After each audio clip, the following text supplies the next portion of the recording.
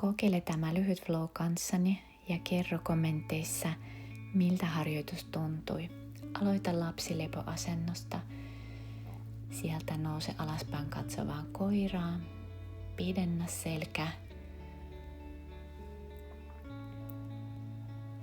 Lankku ja laske lantio alas. Taakse taivutus kobra. Ja sieltä alaspäin katsova koira ja kolmijalkainen koira. Kookista oikea polvi. Ja tuo polvi rinnan alle, astu käsien väliin. Anjaneyasana. Nosta kädet ylös, pieni taakse taivutus.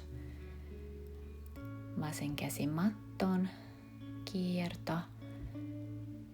Ja jos haluat, voit koukistaa vasen polvi. Oikea jalka ylös, kolmijalkainen koira. Wild thing.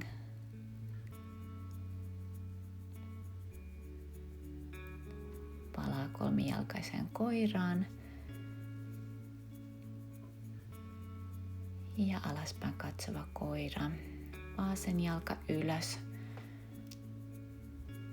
Koukista polvi. Tuo polvi rintaan ja astu käsien väliin. Anjaneyasana taakse, taivutus kädet ylös. Oikea käsi mattoon, kierto. Ja jos haluat, voit koukistaa oikea polvi, venyttää etureisi. Kolmijalkainen koira, vasen jalka ylös.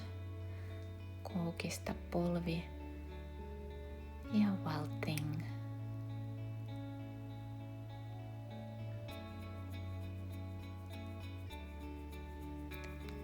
Palaa kolmijalkaisen koiraan.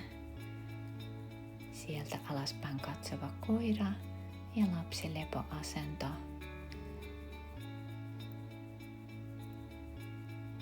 Sieltä nouse hitaasti ylös, kädet sydämen eteen, kiitä itseäsi harjoituksesta.